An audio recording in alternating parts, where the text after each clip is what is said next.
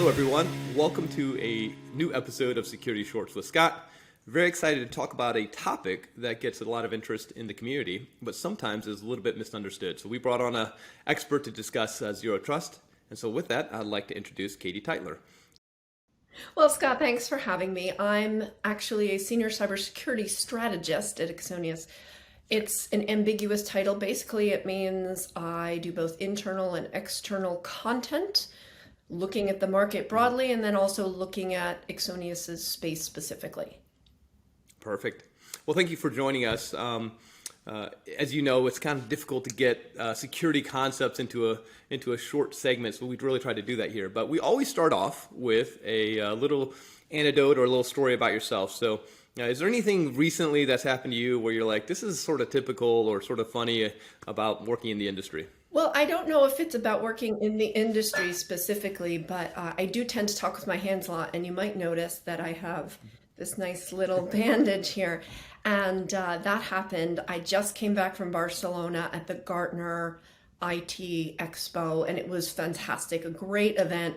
And I was tired, I was a little jet lagged, and I sliced my finger on a dog food can. So typing is really hard, which is problematic when you write content all day long. So that's the most recent oops by me.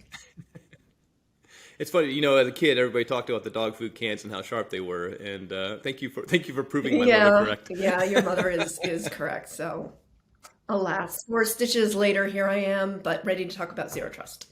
Absolutely. Super important topic. I wanted to start at the beginning. So what is your definition of Zero Trust, and why does it sort of matter in today's world? Zero Trust is really important because it is predicated on the idea that there is no perimeter anymore and that threats can exist inside, in air quotes, the network just as easily as they can exist on the external internet.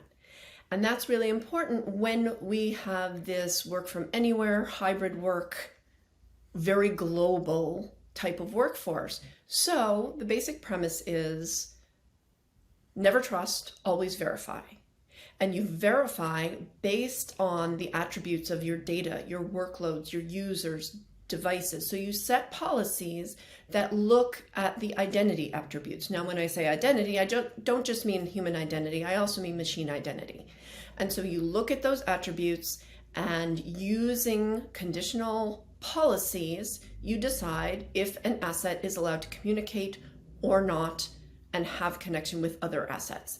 You also need to very much implement the principle of least privilege access, and you need to continuously monitor and use risk-based verification for all of your assets. Got it. Excellent. Thank you.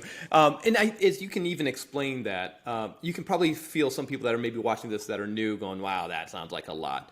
So maybe talk a little bit about, is it as complicated to use or install? Like, do you have to do all of it all at the beginning and say, okay, nobody's allowed in my network unless unless the computer king says I'm allowed? Like, how should somebody think about the complexity here? So it can be complex. Zero Trust, if you're looking at it holistically and you say I'm either a Zero Trust enterprise or I'm not, yes, that's extremely complicated. But the great thing about Zero Trust is that it can be applied in different areas, to different access, to different assets. And so you can do it in a stepwise progression. You can say, I'm going to start with my endpoints. I'm going to start with my access controls. I'm going to start with my databases. So you don't have to do everything, because every layer you add moves you more toward being a Zero Trust organization. And every layer you add is another layer of security and verification. So Katie, this sounds more like a framework and a concept than it is a product, even though there might be some companies out there that say they are a Zero Trust product. How do you sort of view the way to think about that as product versus framework or product versus process? Zero Trust is absolutely a framework or a principle or a strategy or an architectural concept. Now, there are vendors that adhere to those principles, to that framework, to that strategy, and that's great.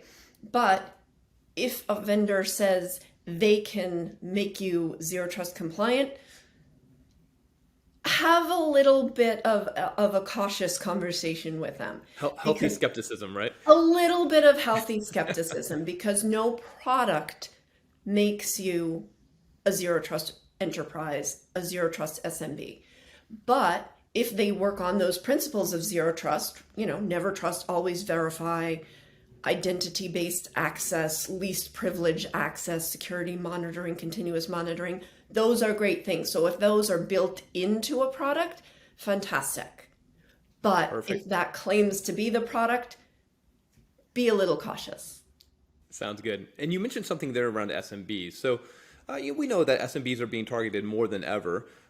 So obviously this would be applicable to them, but how should they sort of view it? Is this, again, a step-by-step process? Should they really get in their head of going around saying, okay, we need to become a zero trust enterprise over time? Zero trust for SMBs is especially important, but also especially daunting, because an SMB may not have its own security team. An SMB might not even have its own IT team. They might outsource this to an MSP or an MSSP. So the good thing about that is an SMB can rely on their provider, their more independent provider than perhaps a vendor, to say, all right, where am I? What do you have? How can you help me?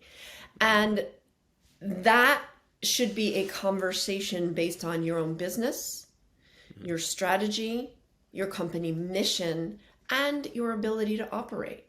So these should all be conversations with a trusted provider who is vendor agnostic and can say, all right, let's implement this step by step. The principle of applying zero trust is no different for an SMB than it is for a larger organization, except you might have to pare it back a little bit at the beginning, but it's just as achievable. Perfect. And Katie, we're going to wrap up here with just some final thoughts. So if you're thinking about going down the zero trust path, where would you start if you were a person that's new to this industry? Well, as I mentioned, if you're an SMB, you might want to talk to your MSP or MSSP. The analyst firms are great. Zero trust was coined as a term by Forrester, so they obviously have a lot invested in this space. Gartner also picked up the ball on zero trust because it's such an important concept. TechTarget, some of the other online vendor agnostic resources have great information, so you can start to learn about zero trust. So that's the first step. And then when you talk to your vendors, your providers, you can pick anywhere to start, because anywhere you start is a step in the right direction. A lot of companies like to start with endpoints because that's the most obvious access point, but you could also start with your databases.